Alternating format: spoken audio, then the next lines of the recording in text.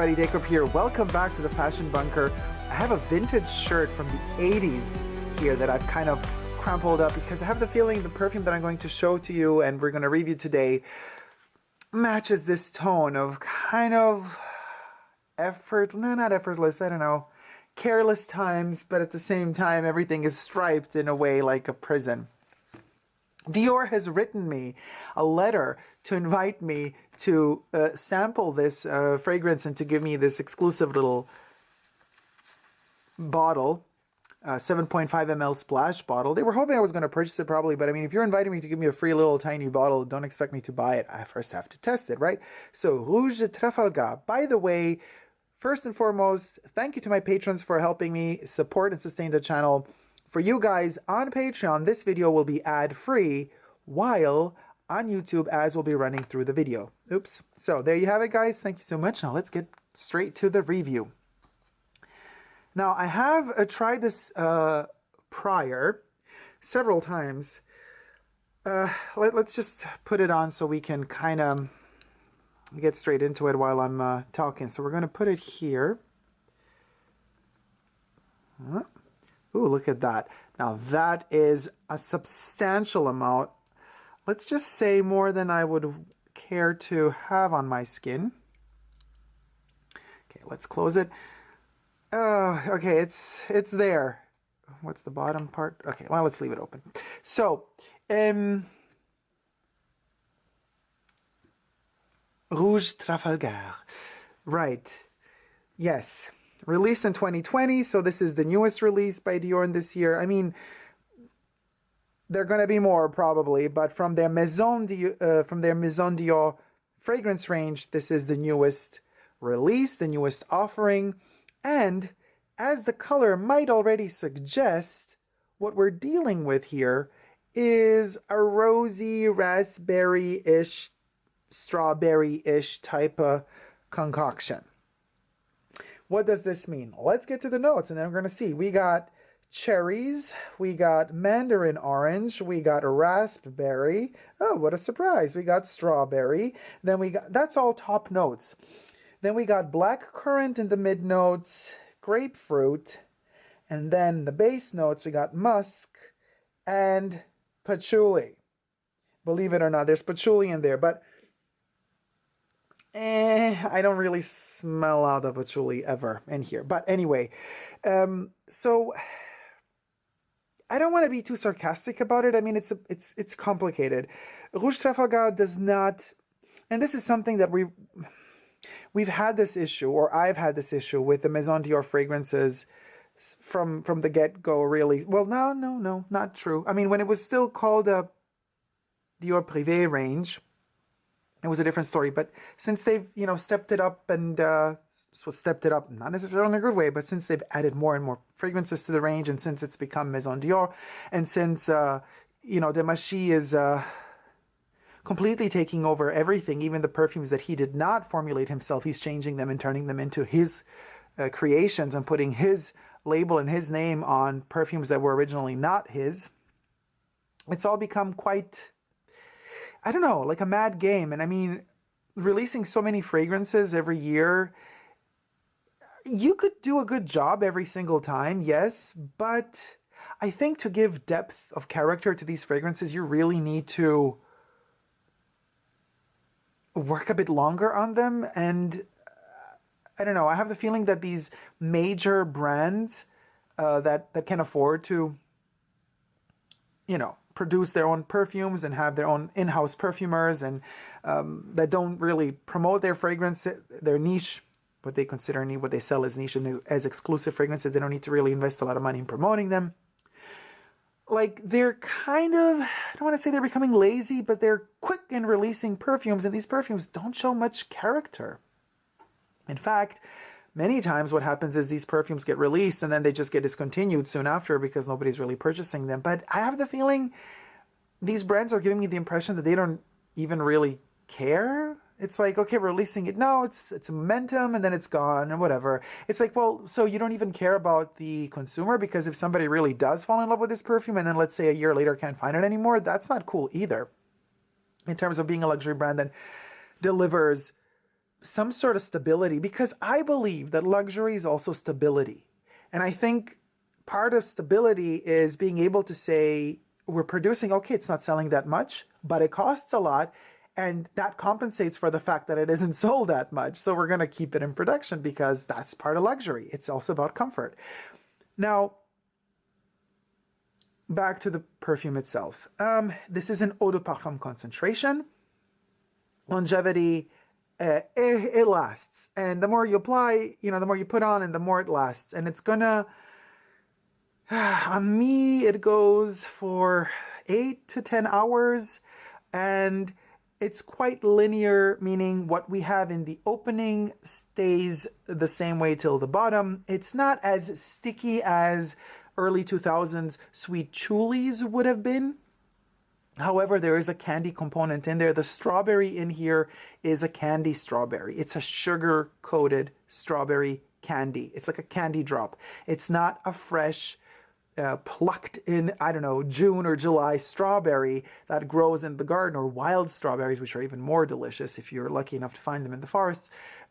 No, this is an artificial, in-lab produced, synthetic, candy-coated, sugar-coated strawberry.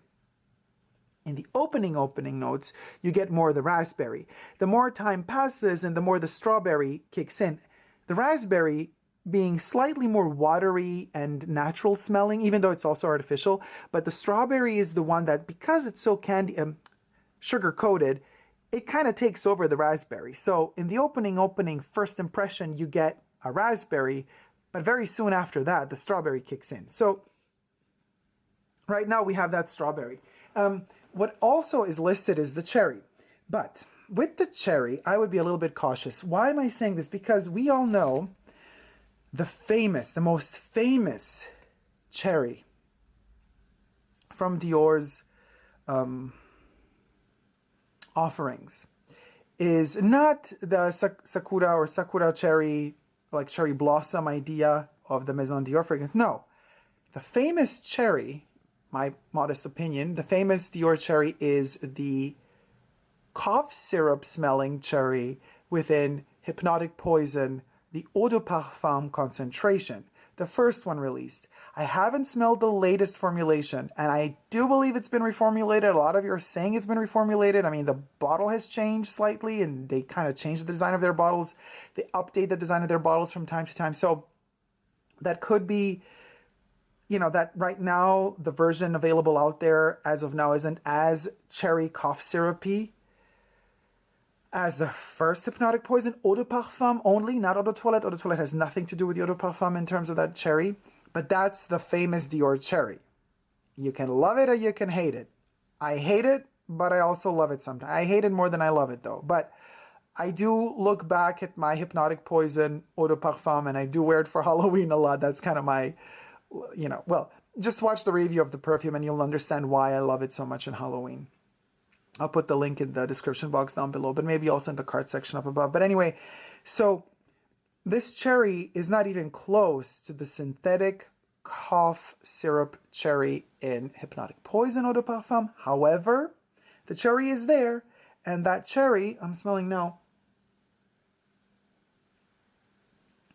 plays a sort of swing game with the strawberry. Now, by swing, I don't want to say that they're kind of in some sort of, kinky swing relationship.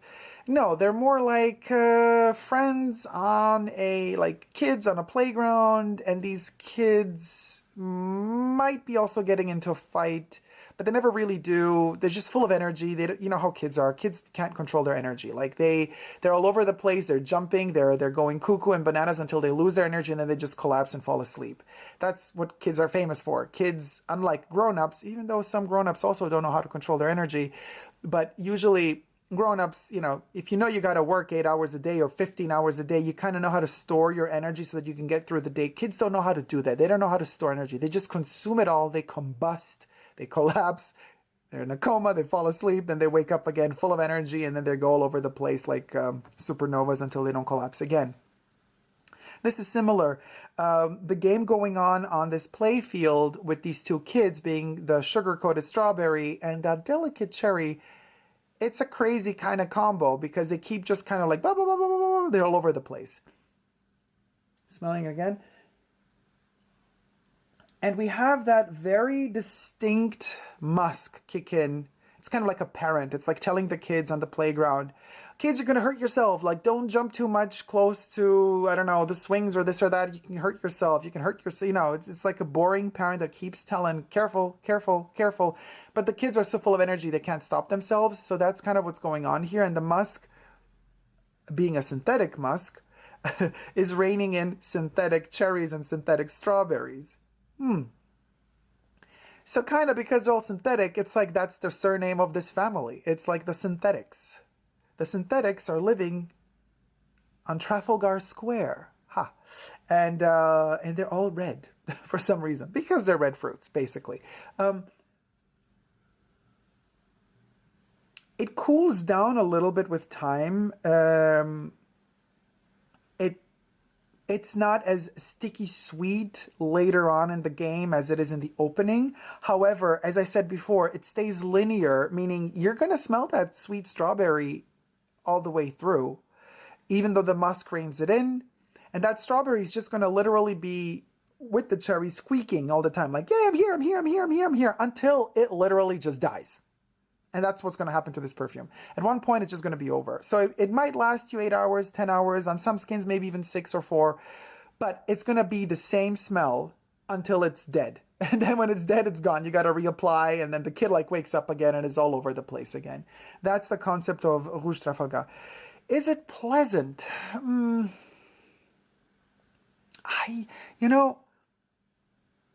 Not pleasant enough to be a Maison Dior, a prestigious Maison Dior fragrance. It's a bit too naive for that, a bit too childish. And I have nothing against simplicity and linear structured fragrances, but for that price tag, there's better out there. And for that price tag, there's also wittier out there, stuff that's a bit more structured and studied. This seems quickly made and targeted to slightly younger audiences. I'm not saying kids because, well, some kids can just take their parents' credit cards and buy whatever they want, but most kids can't afford stuff like this. And this is an expensive perfume for what it is. So I don't understand what's the target. What is the target audience for this one? We're used to seeing Natalie Portman promoting, what is she promoting? The Lady Dior or perfumes for Dior. And it's so funny because then we have Keira Knightley promoting Coco Mademoiselle for Chanel, and they both look very similar. And actually, Keira Knightley was the double of Natalie Portman in Star Wars, in the prequels. So because they look so similar, so it's so bizarre to me to see some Chanel commercials and some Dior perfume commercials and some Dior perfume commercials, with respectively Natalie and Keira, they just blend. They'll look the same. So I'm wondering, because like Natalie Portman is like promoting this youthful image through the Dior perfume ad that's running in ads now, of like love and the beach and the summer and the heat and like are you ready to do whatever for love? Stuff like passionate, uncontrollable desire type of love that could be associated with first love that you feel when you're a teenager, that sort of freshness and naivete that you're going to into life with or through, is maybe what they're trying to show with this. But then again, maybe in that case it works. But then again, okay, what teenager is going to go for Rouge Trafalgar? Then give it another name. Because this name has nothing to do with like teenies falling in love, This should have been more, when they named Poison Girl, and you could check out the review of Dior's Poison Girl Eau de Parfum, the first release, also on my channel. Link is also down there. I said, for Poison perfume, to call it girl, no. This should have been more girly. This should have had a girly name, This should have been, it doesn't have to have girl in the name, but, instead of Rouge Trafalgar, it should have been Girl Rouge or Girly Rouge or something like that, with Candy Girl. Candy, no, because Prada did Candy. But something that has nothing to do with wannabe sophistication because you're giving it the Trafalgar or Trafalgar Square or whatever the Trafalgar they're meaning here. You're giving the Trafalgar name, so that it kind of has nothing to really do with directly linking yourself to puberty entering teenies that are going to feel love and emotions bubbling and bursting for the first time in their life, you know. Actually, I would go even lower than that in age terms. This isn't even for teenagers. This is even younger than that. This is right before you hit teeny time, I think. It's even that naive, you know. In fact, we're going back to the playground. It's like literally 2 kids, 8, 9 years old, maybe even younger. Because with 8 and 9, they start to control their energy. But we're still talking those kids that kind of are all over the place until they collapse. So I'm not quite sure what their target audience is. Longevity is good, however, if you want a sweet perfume to stick to you for hours and hours. And, but it doesn't have substance.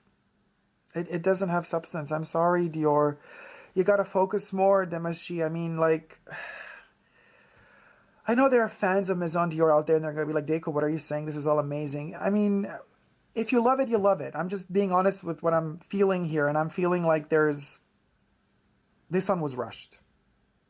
Feels rushed to me at the end of the day, and the day has ended, and I'm collapsing because I have no energy left, just like a kid that has bursted out all its energy, and now it's like gone, the energy's gone, and that's exactly how this feels. Thank you guys so much for watching. I hope you like this review. Is it worth purchasing? Only if you have a huge budget and you do not care for, you know, really studied through sophistication of perfume, then it's worth it.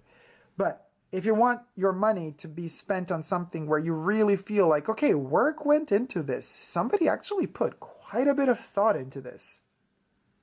I'm not saying every perfume has to be super complex. I'm not saying every perfume has to be, you know, conceptually speaking, like brain masturbation. No, it doesn't have to be that way. You know, for God's sake, it really doesn't have to be that way. And I also like simplicity many a time. But give it a different name then. With the name, you're trying to make it sound more sophisticated than it is. You know what? Be more, that's the thing. Be honest about it. Call it for what it is. Give it the name it deserves to have for what it is. And call it a day and lower the price. Thank you guys so much for watching. Hope you liked this video. If you did, please do thumb it up and let me know what you think about this perfume and the Maison Dior fragrance range in general in the comment section down below. Don't forget to subscribe to my channel if you haven't already here on YouTube. I'm also on Instagram, Facebook, and Twitter, superdacob all spelled together. And consider joining me on Patreon, becoming a patron. If you do, you get to see the videos hit Patreon before they hit YouTube. They premiere there first. They're always ad-free. A lot of videos are also exclusive to Patreon. They never hit YouTube. And in general, there's also a conversation going on there. Thank you guys so much for watching. I love you all so much. Until next time, never forget to never give up on love. Love you all. See you soon. Take care. Bye.